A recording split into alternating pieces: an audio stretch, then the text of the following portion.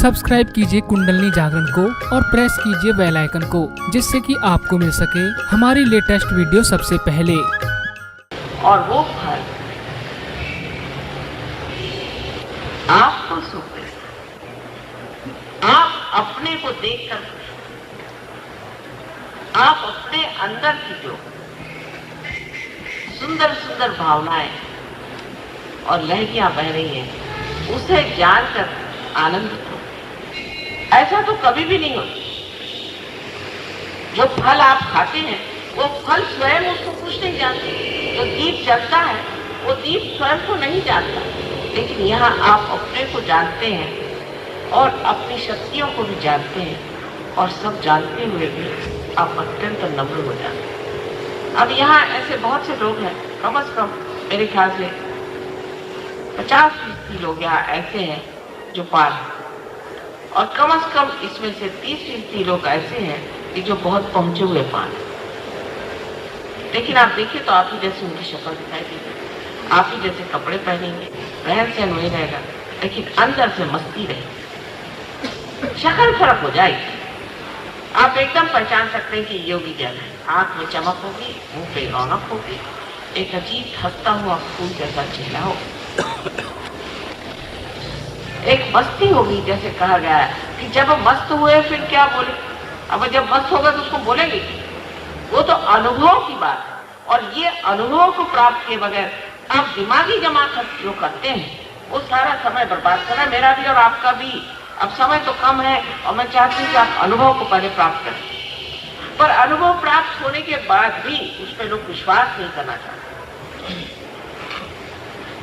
मनुष्य इस कदर आचरण, संवेदनशीलता उसकी इतनी कम हो गई, इसे कहते हैं कि ब्लंट हो गई है, कि जब तक उसमें कुछ सेंसेशन नहीं दिया जाए उसको समझ में नहीं आता। इसलिए आजकल का जो म्यूजिक चलता है वो ऐसा सुंदर नहीं होता है, जो सेंसेशन होना चाहिए, जिससे आदमी की खोपड़ी में घुस के, सर में घुस के, कान में घुस के, नाक में घुस के, किसी तरह से जाके वो नर्व में घुसे। जब तक कोई सेंसेशन नहीं होगा न्यूज़पेपर नहीं क्यों पड़ेगा, उसमें वो सब कौन मारा, किसने मारा, किसने डाका डाला, फलाना किया, वो जिससे कि आप में सेंसेशन आए, तो सेंसेशन खोपड़ी में जाने नहीं वाला। तो संवेदनशीलता क्यों कम हुई? क्यों किसी चीज पे विश्वास नहीं। जब आपके अंदर चैतन्य की लहरियां बहने लगी और जब आपको शांति प्राप्त तो भी आपको विश्वास नहीं होता कि आप पार हो गए। वजह यह कि आपको अपने ही ऊपर विश्वास नहीं, पहली बात, और दूसरा जो होता है उस पर विश्वास नहीं। अगर आपको अपने ऊपर विश्वास होता तो इतनी संवेदना देने की कोई जरूरत ही नहीं पड़ती।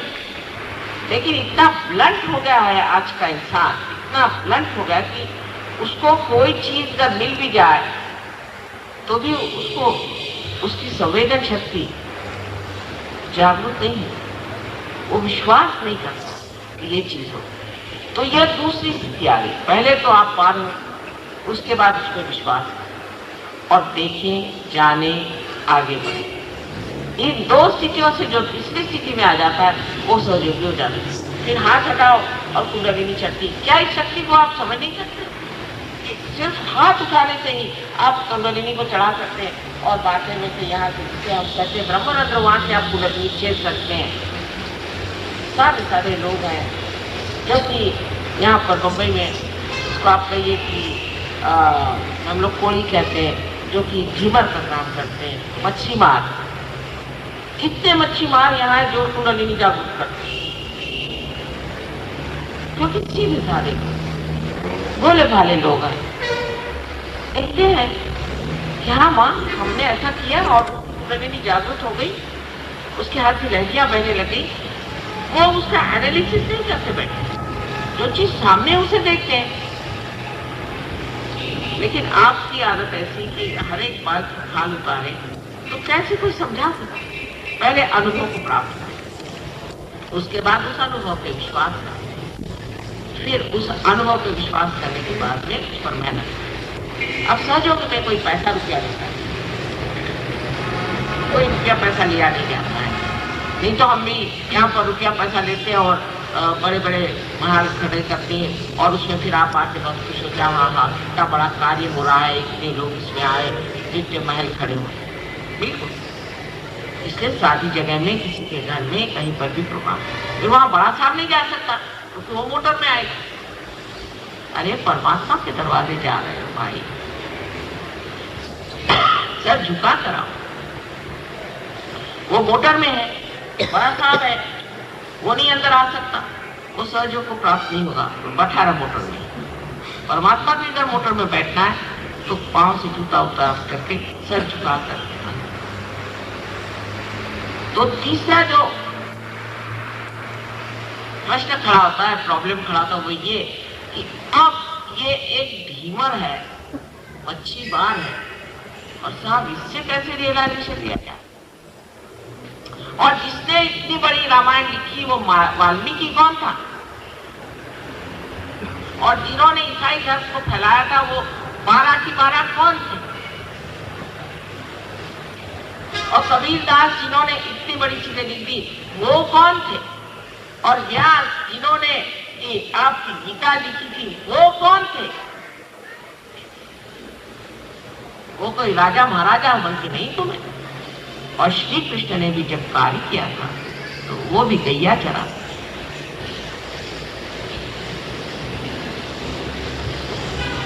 आप लोगों को यही तो मुश्किल है समझाना कि भाई ऐसी जगह जहाँ कुटिया हो, जहाँ जिस तरह से भी परमात्मा कार्य हो रहा है, वहां जाओ, बैठो, मेहनत करो, वहां पाओ।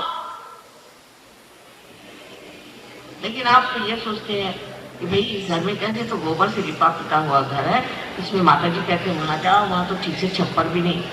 आप परमात्मा के आकाश के नीचे जाना चाहते हैं, ये सब चीजें कोई महत्व की होती ही नहीं है।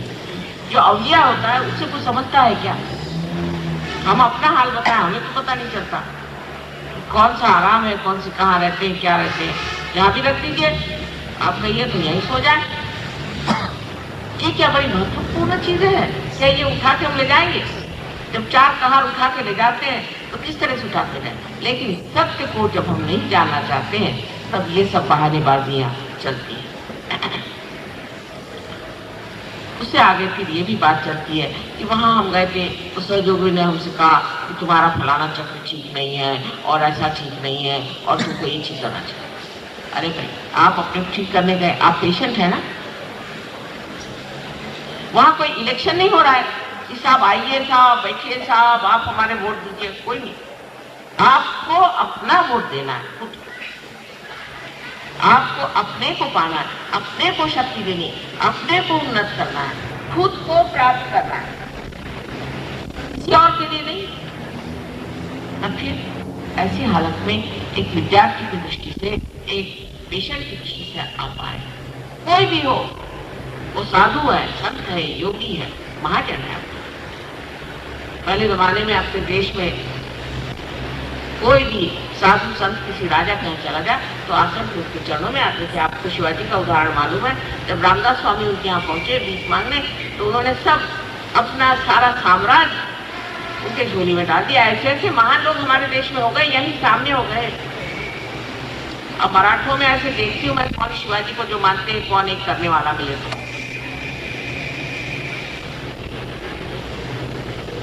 शिवाजी को मानने का मतलब है शिवाजी जैसे होना।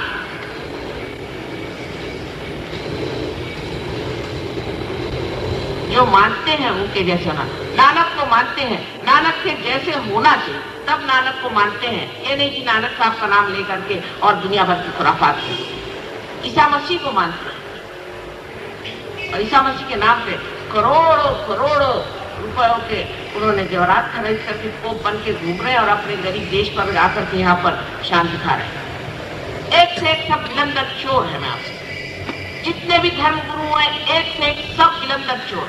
मुझे एक भी आज तक सही नहीं मिला, चाहे वो किसी भी देश धर्म का। मैं ललकार कर कहती हूँ कि अगर मैं झूठ कह रही हूँ तो ये लोग मेरे पे केस कर। लेकिन हम लोग इनके चक्कर में क्यों रहते हैं? इनके चक्कर में हम क्यों रहते हैं? क्योंकि सस्ता माल है, पैसे दो, वो कहते हैं हम आपको भेज देते हैं स्वर्ग। तो ये चक्कर अच्छा। चर्च में जाओ 10 रुपया दो तो हमारा नाम लिख जाएगा, हम चले जा रहे स्वर्ग। ऐसे कोई स्वर्ग में जा नहीं सकता।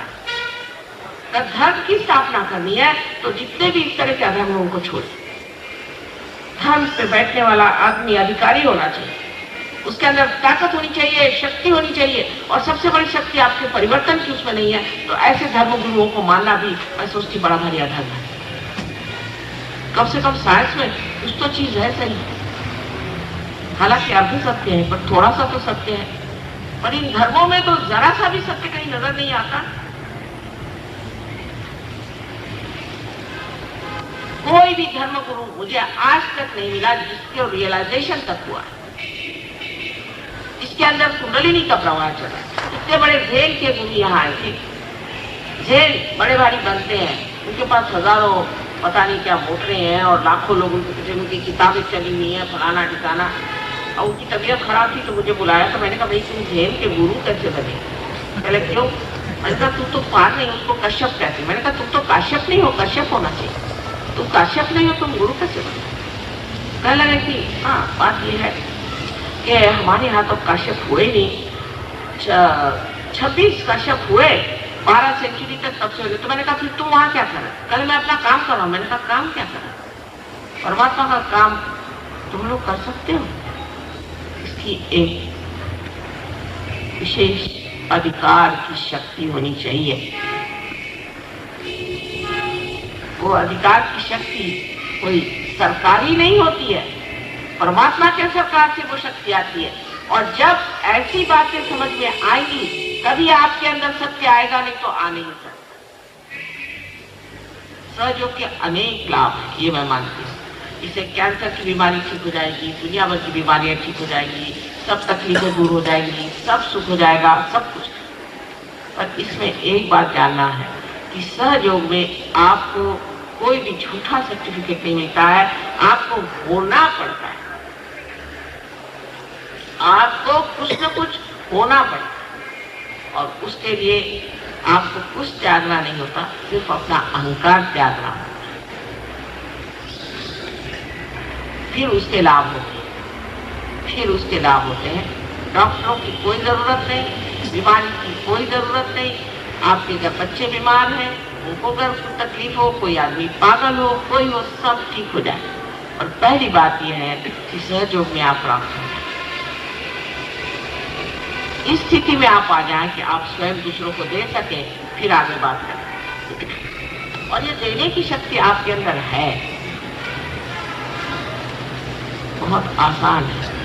इस बम्बई शहर में न जाने आज मेरे ख्याल से करीबन 16 वर्ष हो गए होंगे मैं मेहनत कर रही हूँ, और देखती हूँ कि धीरे धीरे लोगों की समझ में आ रहा है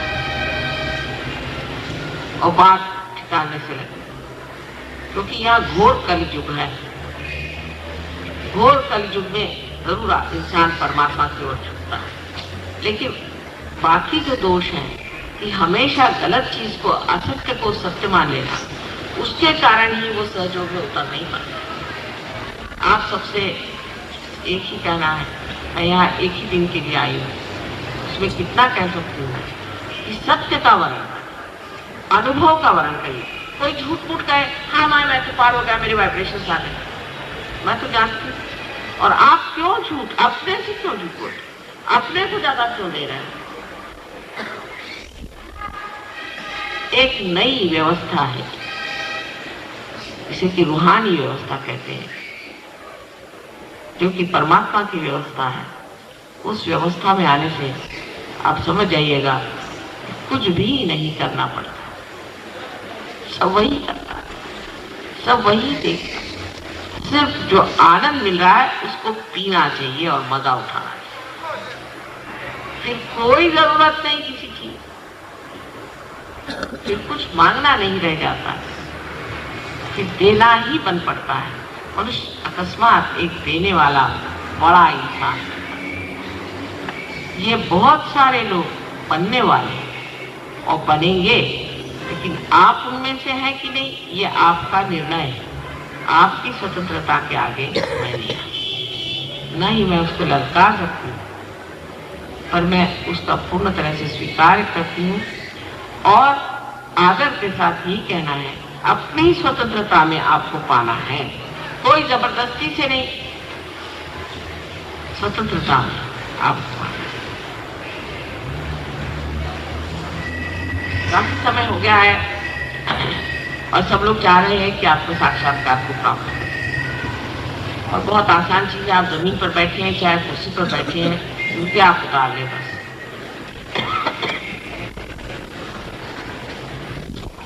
आप लोगों को प्रश्न तो जरूर होंगे ही, वो आप लिख करके दे दीजिएगा और फिर अगले वक्त हम उनके सब जवाब दे देंगे। लेकिन कोई कायदे के प्रश्न पूछना, बहुत से लोगों को बीमारियां होती हैं, उसके लिए हमारे पास यहाँ आज मुंबई शहर में हर जगह एक एक सेंटर खुला, बहुत से सेंटर्स खुले, लेकिन आप जान लीजिए कि आपके आसपास में कौन सा सेंटर है। जैसे कि एक साहब आज मिले थे कलकत्ता की मालाड में कौन सा सेंटर है, मुझे तो मालूम नहीं, लेकिन अगर आप पता कर लें तो आप जान सकते हैं कि मालाड में कौन सा है, अंधेरी में कौन सा है, और वहाँ आप जाएं और इसे प्राप्त करें, और प्राप्त करने के बाद जो आपकी दुविधाएं हैं उसे मिटा दें। ये एक बड़ी भारी कार्यशक्ति है जो मुंबई में आ गई है, इसने अनेक सेंटर्स खोल दिए हैं, हर जगह सेंटर्स हैं, हर जगह कार्य हो रहे हैं, हर जगह कुंडलिनी जागरण हो रहा है, और आप लोग इसका पूरा लाभ उठाएं। उसके लिए आपको कोई पैसा मांगे तो कभी मत देना, और अगर कोई मांगता हो तो आप मुझे खबर करें। नहीं इसको आप पैसा दे सकते हैं, नहीं आप इसमें कोई पोजीशन दे सकते हैं, और नहीं इसका आप उल्टा प्रचार कर सकते हैं। कुंडलिनी कभी उल्टी नहीं चल सकती, इसलिए आप जान लीजिए कि ये जैसे कि एक बीज में से अंकुर निकलता है, उसी प्रकार आपकी कुंडलिनी जागृत हो जाएगी। सिर्फ आप अपने आत्म साक्षात्कार का, आत्मबोध का पूर्ण आदर करें और उसमें पल्लवित होए और उसमें बढ़े, फूले, फले और संसार को अपना प्रकाश दे करके इस घोर अंधकार से बचाएं।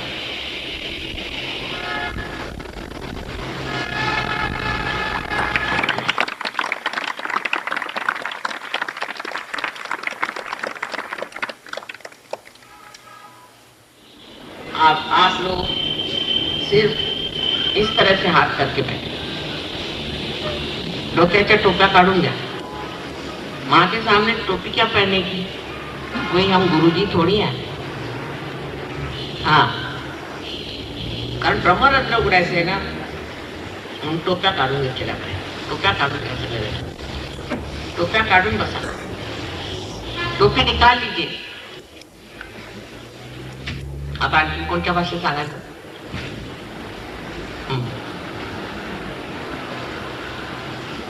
आता पहिल्यांदा प्रथम म्हणजे प्रसन्न चित्त असलं पाहिजे।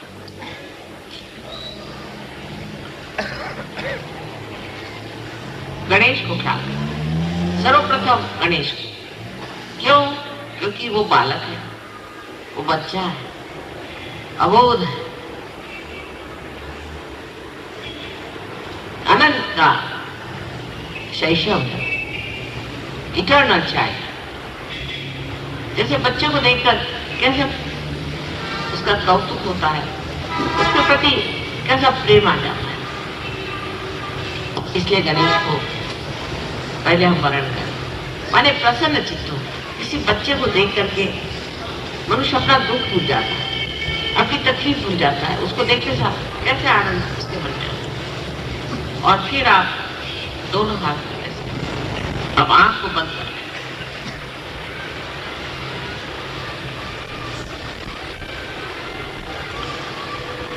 अब लेफ्ट हैंड मेरी तरफ रखें और राइट हैंड जमीन की ओर या जमीन पर रखें। अगर आप जमीन पर बैठे, डावा हात माझ्याकडे करा आणि उजवा हात जमिनीवर ठेवा किंवा जमिनीकडे करा।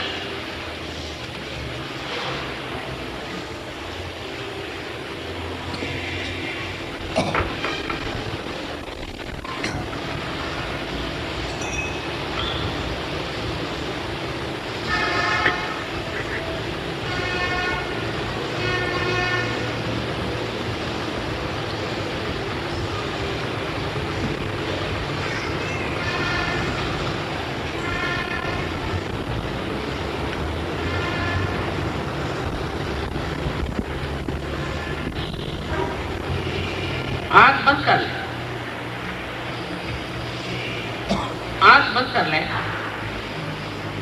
अब राइट हैंड हमारे ओर करें और लेफ्ट हैंड आकाश की ओर करें।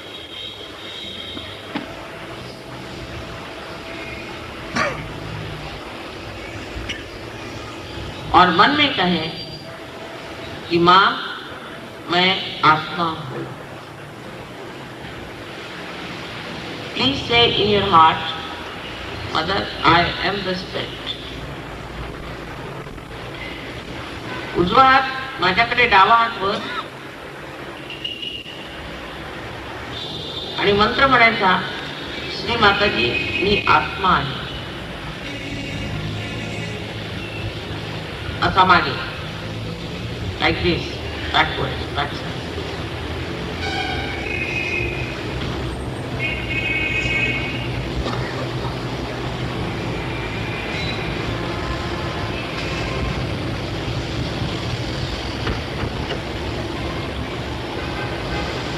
अब जो भी हमने कहा इसका मतलब नहीं कि आप अपनी तरफ ऐसा सोचें कि हमने ये गलती कर दी, वो गलती कर दी। ये नहीं सोचते, जो भी कर दी सो कर दी। इस वक्त वो पिछली बातें तो सोचने की नहीं है, हो गया सो हो गया। इस टाइम सिर्फ ये सोचने का है कि हमें अपनी कुंडलिनी जागृत करके और परमात्मा तक पहुंचना है, बस। अब दोनों हाथ आकाश की ओर करें, ऊपर, और पूछिए कि क्या यही ब्रह्म की शक्ति है? क्या यही चैतन्य की शक्ति है? यही क्या प्रणव ओंकार है?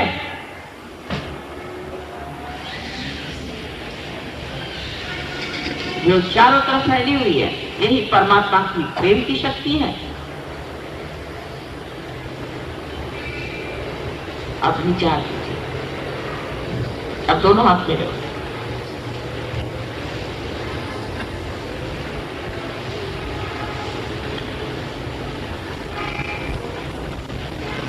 इस हाथ से देखें, यहाँ पर आलू पर थोड़ा सर झुका के, नम्रता से सर झुका कर देखिए, यहाँ से ठंडी हवा आ रही है। तालू पर टाळूवर बघा, हात असा फिरवून थंडगार वारा येतोय का?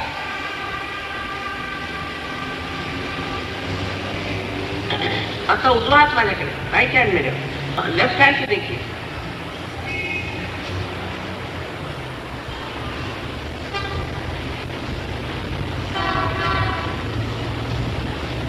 ठंडा, ठंडी ठंडी हवा आई।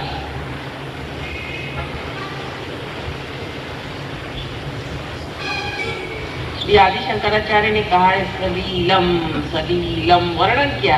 हाँ देखिए, आ रही है। आप इन लोगों के हाथ में ऐसे करें,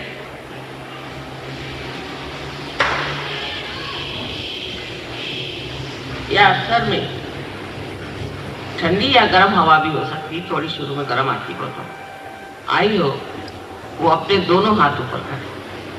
ज्यांच्या दोन्ही हातात किंवा डोक्यातून थंडगार वाऱ्या आला असते त्यांनी वर दोन्ही हात करायचे, हातात किंवा सगळी मुंबईत पार झाली तुमची, धन्य आहे बघा। आमचे नमस्कार, सगळ्यांना नमस्कार।